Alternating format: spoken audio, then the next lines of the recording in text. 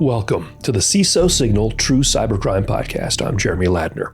On this episode, we venture into the shadowy world of decentralized finance, a realm built on trustless systems and immutable code where fortunes move not through banks or brokers, but across chains of cryptographic promise. It is a world born of innovation, fueled by idealism, and haunted by the same specter that has shadowed every financial empire in history: greed. On a warm August day in 2021, that specter emerged in the headlines. Hundreds of millions of dollars in digital assets were drained from the Poly network, marking one of the largest DeFi breaches the world had ever seen. In a matter of hours, code was bent to will, contracts were broken, and an entire industry was forced to confront an unsettling and stark truth. Even in a world built on mathematics, human error leaves the door open. But what happened next would confound expectations and leave the entire ecosystem scrambling to understand the unfolding events. To help us decode this extraordinary breach, part caper and part cautionary tale, we are joined by a man who has dedicated his career to securing the frontier where finance meets technology. His foundation was forged on the front lines in Iraq, where he served in military intelligence, giving him a unique perspective on threat analysis and mission-critical defense. He is the Chief Information Security Officer at tZERO Group, a seasoned defender of fintech systems and blockchain security with deep expertise in DevOps, cloud security, and digital asset compliance. He is also an advisor to Night Dragon and a respected voice in the blockchain security community. This week's guest CISO co-host is Christopher Russell. Chris, welcome to the show. Thanks, Jeremy. Glad to be here. Excellent. Let's begin with the investigation. We are in the midst of a ceaseless war, not of bombs or bullets, but of breaches, firewalls, and silent incursions. The targets? Our borders, our banks, our commerce, and the critical infrastructure that underpins a free civilization. The enemy is cloaked in code, fueled by greed, glory, and a desire for chaos. This is the story of the unseen protectors, the nameless generals, the CISOs, Chief Information Security Officers. They are the guardians at the gate, the watchers on the wall, ever vigilant and always listening for the CISO signal. When you first heard about the Poly network hack, more than $610 million disappearing overnight, what was your initial reaction? Well, it happened in August of 2021, and I had just recently taken over my role at tZERO in April of 2021. So for me, it was kind of a wake-up call. Is this my new world? Is this what's going to be happening every day to my peers and colleagues and me? And so I remember thinking, now I was at a managed detection response firm before that. And this was my, not first time, but like my first time leading a security, part of the organization. And I remember just thinking like, well, this is the real stuff now. This is you got to do it or shut up. And so I remember following it pretty closely along. There was some other ones around that time, but that was one of the biggest ones. Right. And it just kind of, reminded me like what's at stake. All right, so for those who might not live and breathe blockchain every day, can you talk or walk us through what Poly Network actually does and why it became such a big target? Well, what Poly Network did, because they ultimately shut down, of course, was they did a lot of cross-chain bridges.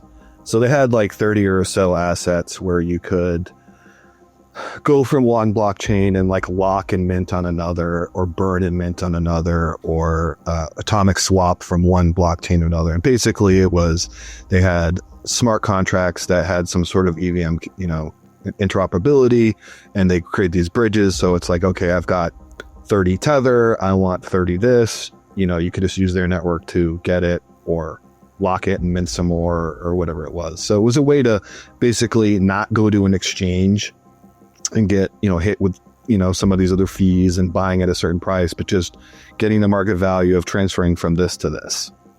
Gotcha. Okay. So let's dig into the how in plain language. What did the attacker do to pull off this heist? Well, I mentioned those bridges before. They're, a series of smart contracts and sometimes registries and other artifacts that, provide data for those on-chain contracts. And there was a specific contract, an F cross-chain manager and an F cross-chain data. These two smart contracts work together. And the manager had the ability to assign a role in the data contract that basically gave ultimate authority to conduct transactions. And they it's not that they missed that part. They thought that there was one sort of ID on the cross-chain manager piece that if you called it, you would need to know. And if you didn't know that, you probably wouldn't be able to do it. But the attacker just basically brute forced it, tried, a bunch of combinations. And unfortunately on the blockchain, unlike, when your password's attempted through 5 times and fails, there's not really that level of logging or visibility to that on these, these networks. So they just kind of brute forced it, eventually got a number that worked, and they were basically be able to assign themselves the role of admin for the whole contract. Act 1. The equation of betrayal.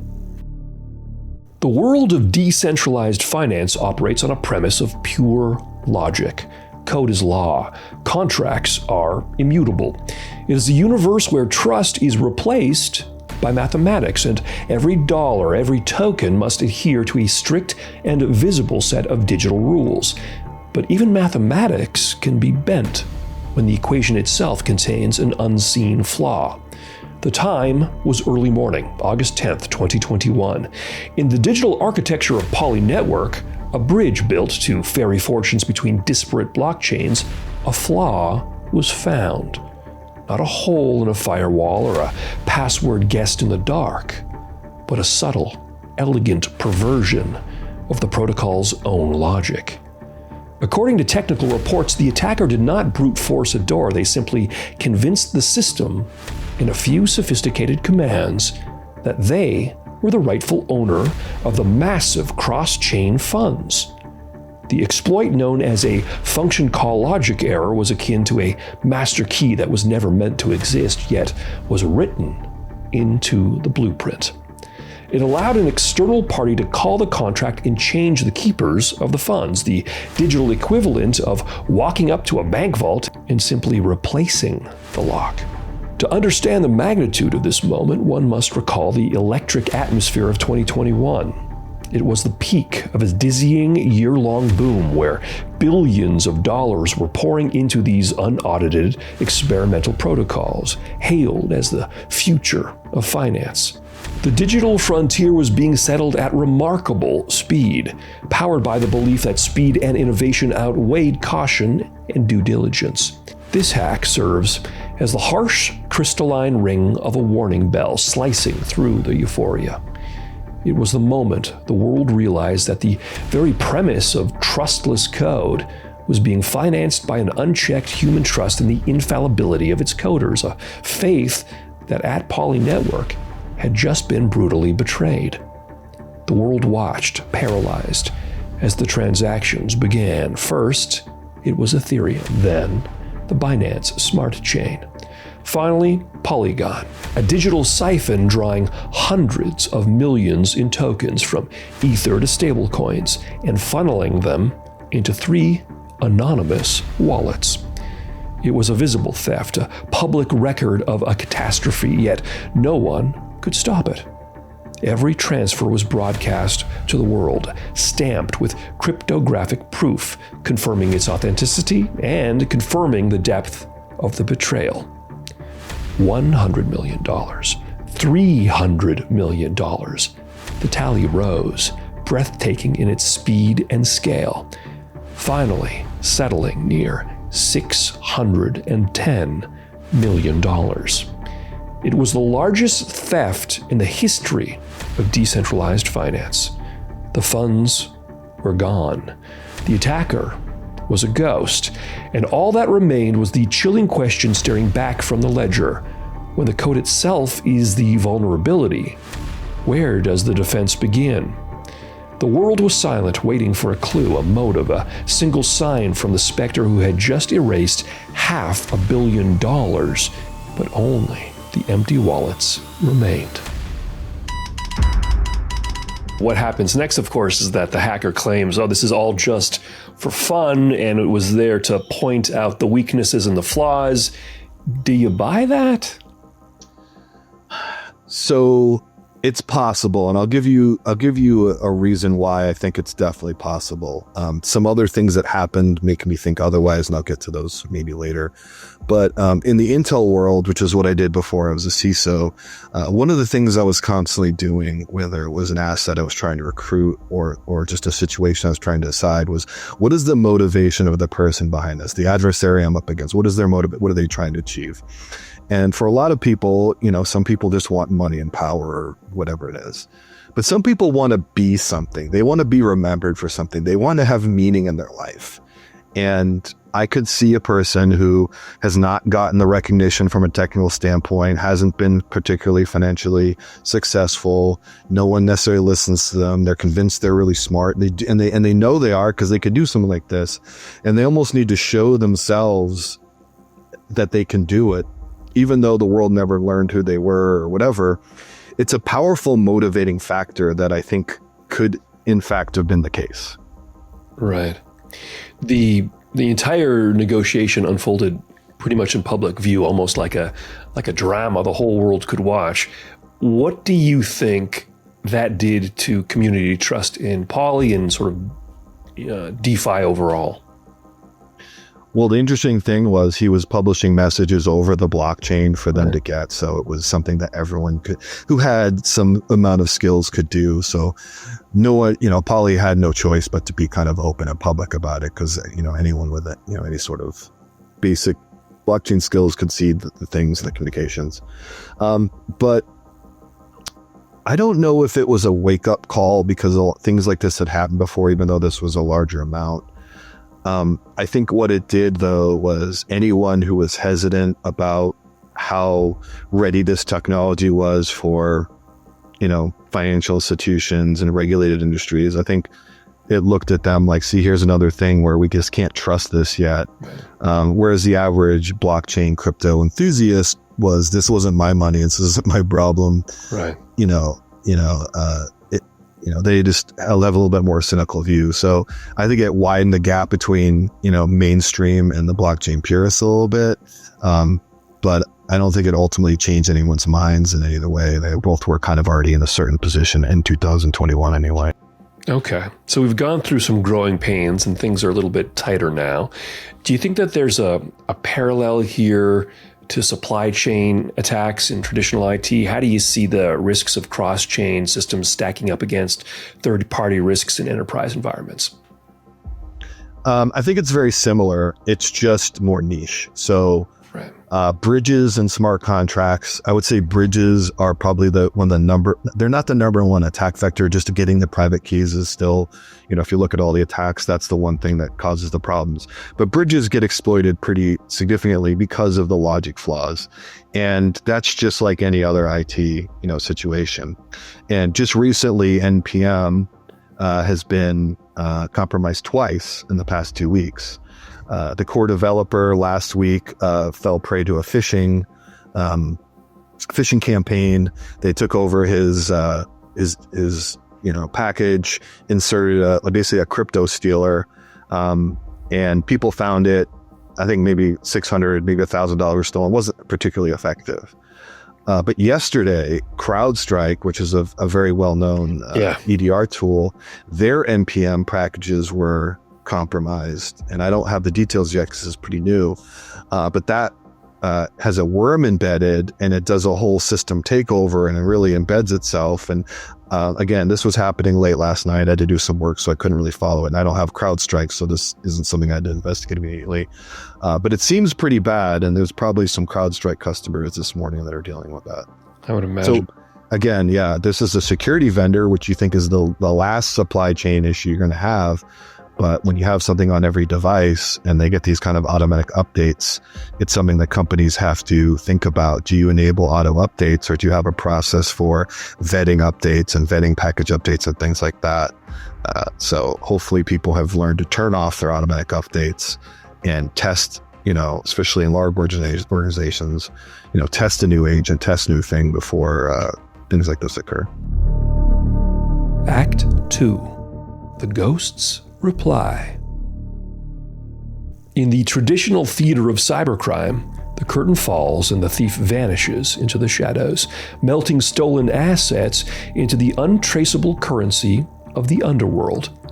But this was not a traditional crime. The thief had no intention of vanishing.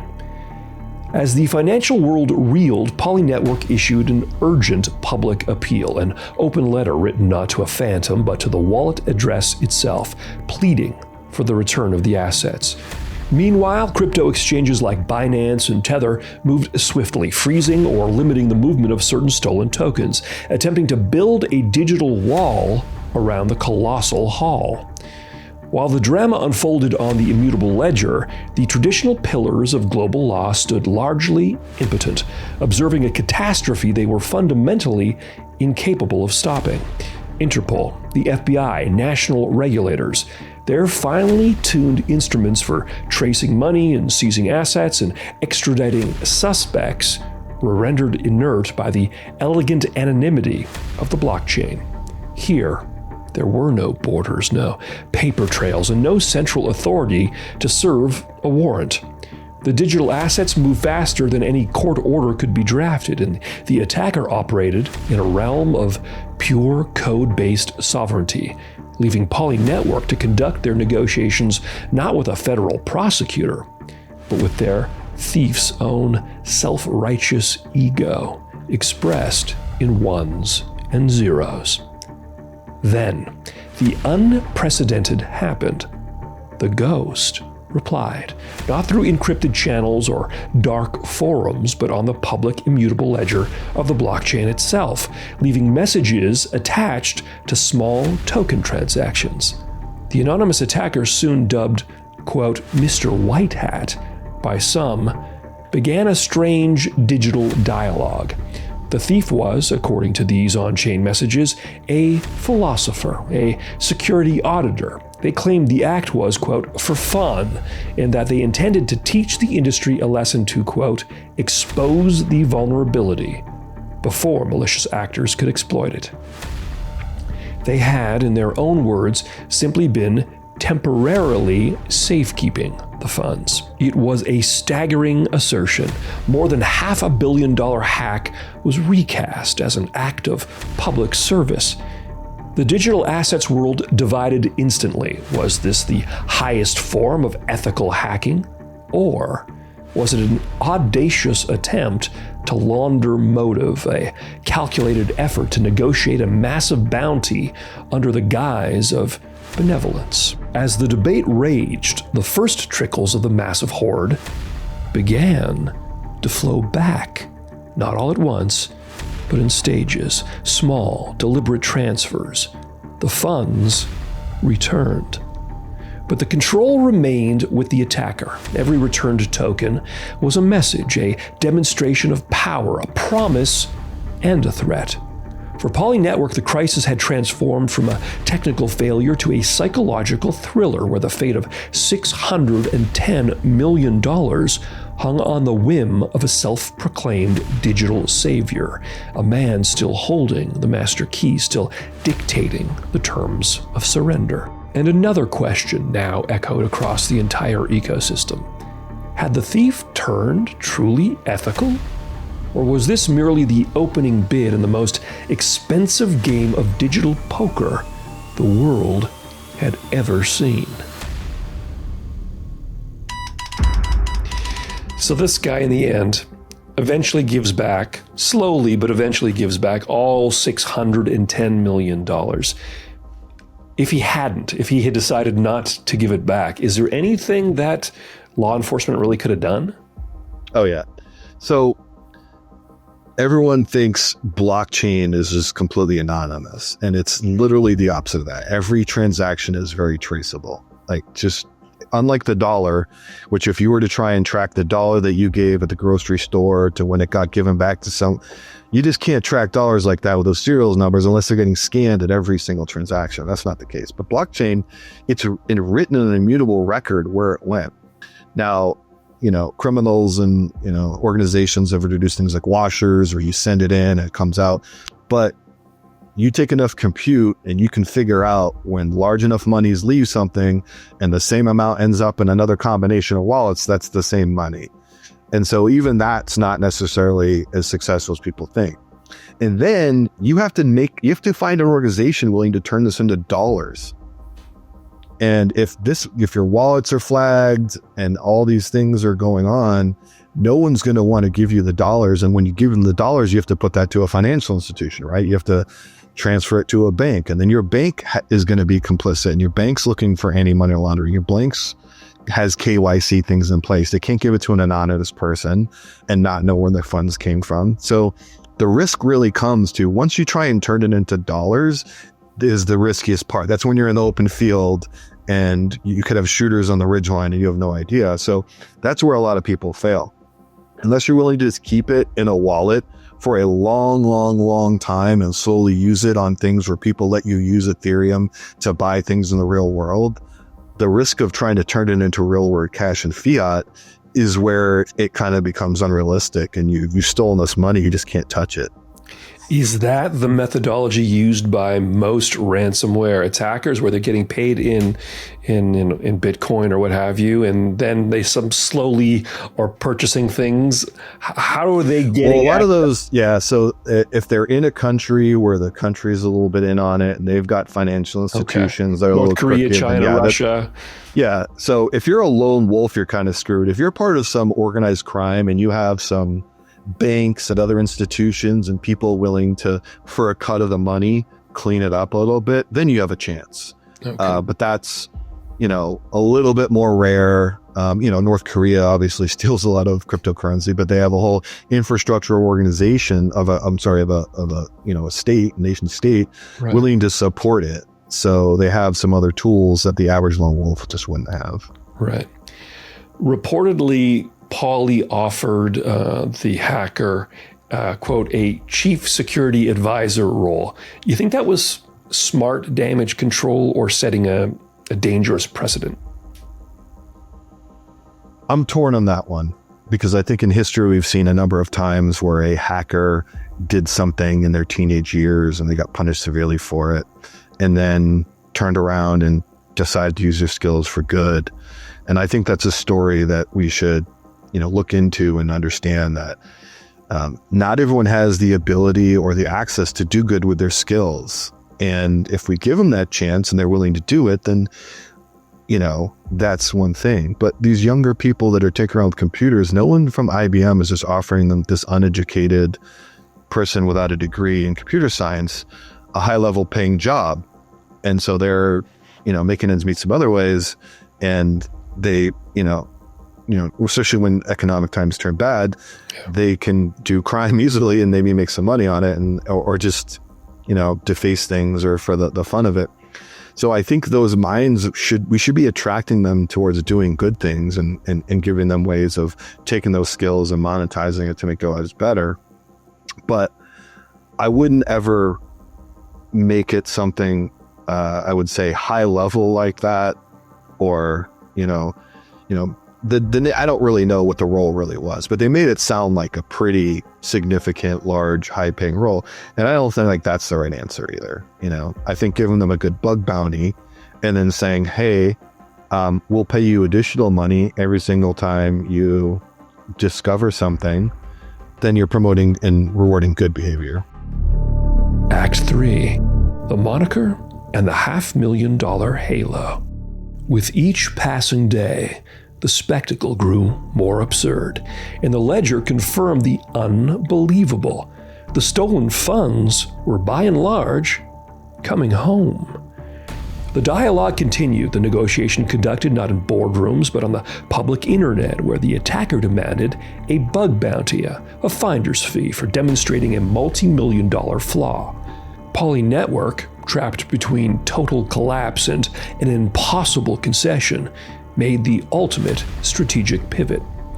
They publicly offered the hacker not only a $500,000 bounty, but also a full-time position as Chief Security Advisor. It was a surreal exchange where the perpetrator of the largest DeFi heist was now being recruited as its potential guardian. The line between criminal and consultant had not merely been crossed, it had been completely erased. And the self-professed Mr. White Hat accepted at least the premise of the return. He, or she, returned virtually the entire sum of over $600 million across 3 chains, a complex multi-day choreography of transactions that culminated in the largest returned hack in history. By August 23rd, the vast majority of the funds were back in Poly Network's control. Only a portion of the funds locked away in a stablecoin called Tether remained temporarily frozen by the company that issued it, an act of traditional finance intervening in decentralized drama. Yet we must look closer at the label White Hat. A true White Hat hacker operates with permission, works under contract, and seeks to improve security before a flaw can be weaponized. This individual behind the Poly Network heist instead conducted an operation that was, by every legal and financial definition, a grand larceny, a theft that paralyzed a billion-dollar entity and risked untold fortunes.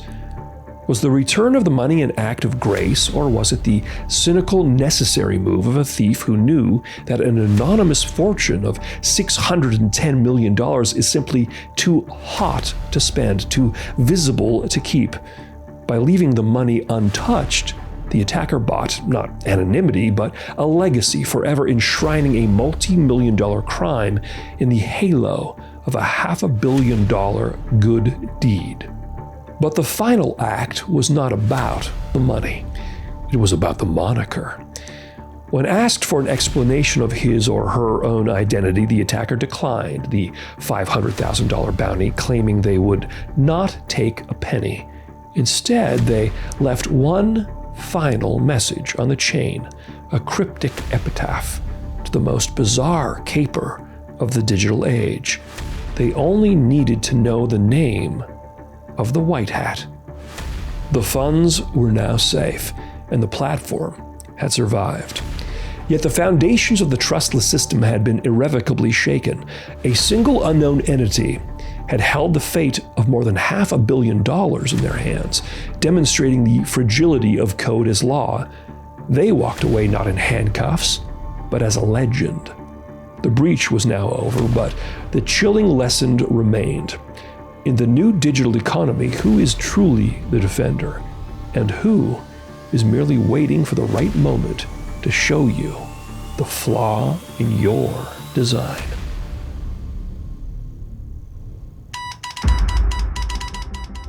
If you had to sum it all up, what would be the biggest single lesson CISO should walk away with from this incident? It just goes back to, I would say, the basics and, security and depth and layers. The network had, one really specific flaw. They didn't go through and do enough testing to see how that could play out. They didn't have, I would say, other mitigating controls where, no one key should control your entire organization's funds. It shouldn't be like that. You should have it broken up. You should have it compartmentalized. So yeah, you compromise this one key. So that gives you access to a smaller portion of the funds, but never all of the funds. And you should be in different places and different wallets with different keys, and break that up to kind of limit the damage. Excellent. Christopher, thank you so much for the conversation. Really appreciate it. It's great having you on the show. And now, our final chapter. The Poly network hack was a brutal demonstration of the new rules of the cyber frontier. For chief information security officers, this wasn't a lesson in patching vulnerabilities or hardening a perimeter. It was a profound lesson in the fragility of pure design. The attack succeeded not because a network was compromised, but because a function was misinterpreted. The threat was not external, it was baked into the logic of the system itself. This underscores the critical need for a new kind of defense: decentralized governance and deep multi-party code audits that question the fundamental assumptions of every immutable line. The bizarre public negotiation also revealed a new reality in crisis management. In a world where digital assets move faster than law enforcement, communication with the adversary became the primary recovery tool. A public appeal, a strategic offer, and the willingness to blur the ethical lines. This was the firebreak that saved $610 million. Ultimately, the story of Mr. White Hat forces us to confront the very definition of trust in a trustless system. When a self-proclaimed ethical actor can steal an enormous fortune, hold it for ransom, and then return it, the entire industry must ask, is the greatest danger the malicious outsider, or the inherent unfixable risk of the human element that writes the code and then seeks to exploit its own creation? The mathematics may be sound, but human intention remains the ultimate variable. And so today's security experts are always prepared, always vigilant, and always listening for the CISO Signal. All episodes are based on publicly available reports, postmortems, and expert analysis. While we've done our best to ensure accuracy, some cybersecurity incidents evolve over time, and not all details have been confirmed. Our goal is to inform and entertain, not to assign blame. Where facts are unclear, we've used cautionary language, and we always welcome your corrections. Thanks for listening to the CISO Signal.